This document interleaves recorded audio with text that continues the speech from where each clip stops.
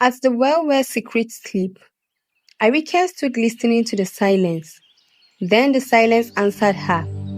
A red shadow appeared, a woman breathing promises, holding a cup of glowing liquid. Drink, it whispered, and beauty will be yours forever. Arike drank. Joy exploded in her chest. She laughed, wild and free, and cast the empty cup aside. But beauty is never a gift, it is a bargain, and the price written in blood was her friend. In the highlands of Koda, the sun stayed longer than it did anywhere else. The people there were dark-skinned and vibrant, their lives dictated by the harvest and the height of the summer heat. Among them lived two girls, Arike and Bisi, who had been tied at the hip since they could crawl. Arike was a girl of sharp angles and a restless spirit. She was not uncomely, but in her own mind, she was invisible. She felt like a rough draft of a person, passable but unfinished. Bisi, however, was the village heartbeat. She possessed a warmth that felt like a heart fire in winter. Her beauty wasn't just in her symmetrical features, but in the way she looked at people, making them feel seen. Arike spent her days staring into the polished bronze of her mirror, tracing the lines of her face and wishing they were different. If I were as beautiful as the dawn, she would whisper, I would finally be powerful. One afternoon, while gathering the water at the farthest well, the one the elders warned was too deep for honest prayers, Arike met a woman draped in silk, the color of dried blood. The woman didn't speak with her mouth. Her voice resonated into Arike's chest. You seek the luster of the moon vine, the woman said. It is a beauty that does not fade with age. It is a beauty that makes kings bow and enemies tremble. My sisters and I, the coven of the unfading, can grant it to you. Arike's heart hammered. What is the cost? A seat at our table, the woman replied smoothly. And at the end of the lunar cycle, a gift of gratitude. A mere token of the love you have received from the world. Arike, imagining herself draped in the same rich silk, her face transformed into a masterpiece, did not ask for the definition of a token. She drank the bitter silver liquid the woman offered. The change was not instant, but it was agonizing. For 6 nights, Arike's skin itched as if ants were crawling beneath it. By the seventh morning, she emerged from her hut, and the village fell silent. She was no longer the girl of sharp angles. Her skin glowed with an internal pearlescent light. Her hair moved as if it were under water, and her eyes held the depth of a midnight ocean. Bisi ran to her, weeping with joy and confusion. Arike, you are radiant. But your hands, Bisi whispered, touching Arike's fingers. They are so cold. Arike didn't care about the cold. She cared about the way the village boys tripped over their feet as she passed. She cared about the way the queen's own messengers stopped to stare. For the first time, Zola felt she was finally finished. The month passed in a blur of adoration. Arike was drunk on her own reflection, but as the moon began to wane, a shadow began to grow in the corner of her vision. The women in red silks appear in her dreams, their faces now featureless and hungry. On the final night, Arike returned to the Whispering Well. The coven was waiting, their silhouettes blending into the gnarled trees. The month is over, the leader said. The beauty is yours to keep forever. Now, bring us the token. Arike reached into her bag, pulling out a heavy gold necklace she had stolen from a merchant. Here, it is the finest gold in Koda. The coven hissed, a sound like 1,000 snakes. We do not eat gold, child. We eat the light that gave you the strength to seek us. To keep your faith, you must give us the heart of the one who loves you most. You must bring Bisi to the grove before the sun touches the horizon. Arike's blood turned to ice. Not Bisi, anyone else. Take a stranger. Take the headman. A sacrifice is not a sacrifice until it costs the giver everything, the weaver replied. Bring her, or by sunrise, your skin will wither until it clings to your bones like wet paper. and you will spend eternity as a shadow in this well. While Arike spent her nights dreaming of mirrors and gold, BC spent her days dreaming of Arike's happiness. To BC, friendship was not a balance sheet, it was a sanctuary. BC remembered the rainy season 7 years ago when Arike had fallen ill with a swamp fever. While others stayed away for fear of the contagion, BC had sat by her bed, pressing cool clothes to Arike's forehead and whispering stories of the stars until the fever broke. BC didn't see Arike as an unfinished or plain. She saw the way Arike's eyes crinkled when she laughed and the sharp wits that could cut through the village elder's pomposity. In BC's eyes, Arike was already a masterpiece. Arike, BC would say as they walked to the market, why do you look at the ground so much? The sky is waiting for you to notice it. When Arike began her terrifying transformation, BC did not feel envy. She felt a deep, gnawing anxiety. She saw the village boys staring at her friend with hunger rather than respect. She saw how Arike no longer laughed at their old jokes. Her mind always seemingly miles away, drifting in a silver fog. BC began to bring small offerings to Arike's hut: honey, cakes, fresh hibiscus, a carved wooden comb. She thought, perhaps if I love her enough, she'll come back to herself. Perhaps this coldness in her skin is just a winter of the soul that I can melt away. The night the coven demanded the sacrifice, Arike returned to her shared hut trembling. Her new supernatural beauty was so intense, it seemed to vibrate in the dim candlelight, making her look like an idol carved from moonlight. BC was sitting on the floor, mending one of Arike's old simple tunics, the one she wore before the change. BC, Arike whispered, her voice shaking. BC dropped the needle and was at her side in an instant, her warm, calloused hands catching Arike's ice cold hands. I am here. I am always here. You are shaking like a leaf in a storm, my sister. Tell me what has happened. Arike looked into BC's eyes that held nothing but total unselfish devotion. For a moment, the spell flickered. Arike saw the girl who had shared her bread, her secrets, and her bed when the nights were cold. She saw the only person in the world who loved the old Arike. The women in the grove, Arike stammered, the lights tasting like ash. They say there is a flower that blooms only once every 100 years. It is at the center of the forbidden forest. They say if two friends pick it together, their bond will be eternal. No sickness or age will ever touch us. BC smiled, a bright, tragic expression. She didn't care about eternal life or flowers, but she saw the desperation in Arike's eyes. She thought Arike was reaching out to her, trying to bridge the distance that had grown between them. If it will bring you peace, Arike, I will walk into the mouth of a lion with you, BC said softly. Let us go. If the flower is there, we will find it. And if it is not, we still have to walk back home together. BC stood up and wrapped a shawl around her shoulders, completely unaware that she was dressing for her own funeral. She reached out and took Arike's hand. Arike felt the warmth of BC's palm, a stark contrast to the deadly chill of her own.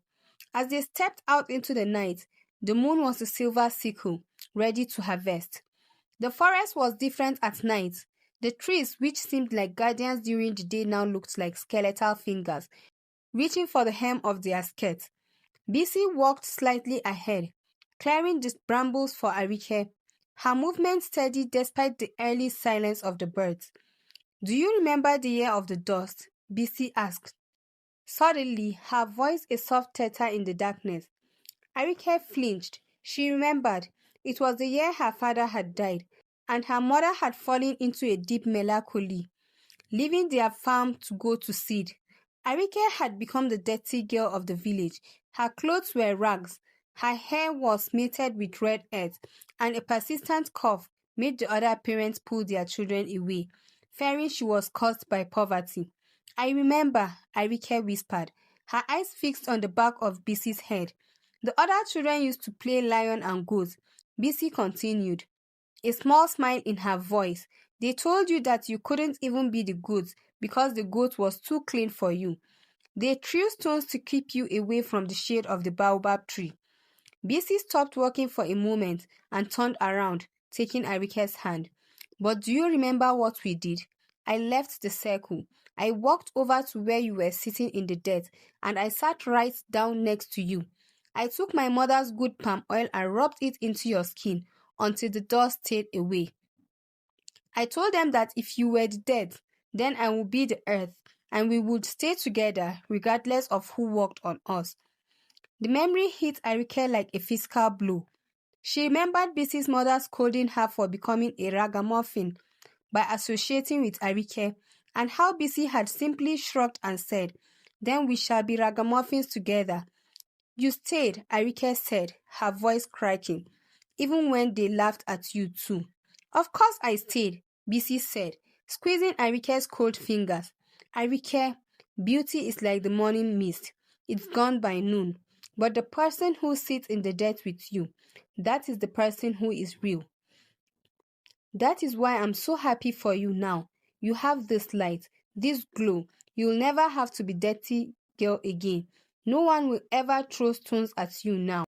Every word Bisi spoke felt like a needle threading through Arike's conscience. For a second, Arike opened her mouth to scream, to tell Bisi to run, to go back to the village and lock her doors. But then, Arike caught her own reflection in a stagnant pool of rainwater beside the path. Even in the gloom, she looked divine. She saw her high cheekbones, her flawless skin, and the way the moonlight seemed to worship her. If she turned back now, by morning she would be worse than the dirty girl. She would be a shriveled husk and a living corpse. The vanity she had prayed for was now a cage. "We are almost there," Arike said, her voice turning flat and hollow. The air grew heavy with the scent of rotting lilies and ozone. The trees shifted, revealing a clearing where 7 tall shadows stood in a circle. They were not moving, but the ground beneath them seemed to pulse like a beating heart. Bisi slowed down, her instincts finally screaming, "Arike, these are not village women. Why are they so still? Why is there no fire?" "They are the keepers of the flower," Arike lied, her heart thundering so loudly she was sure Bisi could hear it. "Go to the center, Bisi. They need to see that your heart is pure before the flower will bloom for us." Bisi looked at the shadows, then back at her best friend. She saw the fear in Arike's eyes, but she misinterpreted it. She thought Arike was afraid the magic wouldn't work. "Don't be scared," Bisi whispered. "I'll go. For you, I'll do anything." As Bisi stepped into the center of the circle, the shadows began to hum, a low vibrating sound that made the very bones in Arike's jaw ache. "The token has arrived," the weaver of veils hissed. Bisi turned, her eyes wide as she realized there was no flower, only a void where the shadows met. "Arike," she called out, her voice trembling. "Arike, come stand with me. It's cold. It's cold." Arike stood at the edge of the circle, her face a mask of supernatural perfection. Even as tears she didn't want to shed began to track down her glowing cheeks.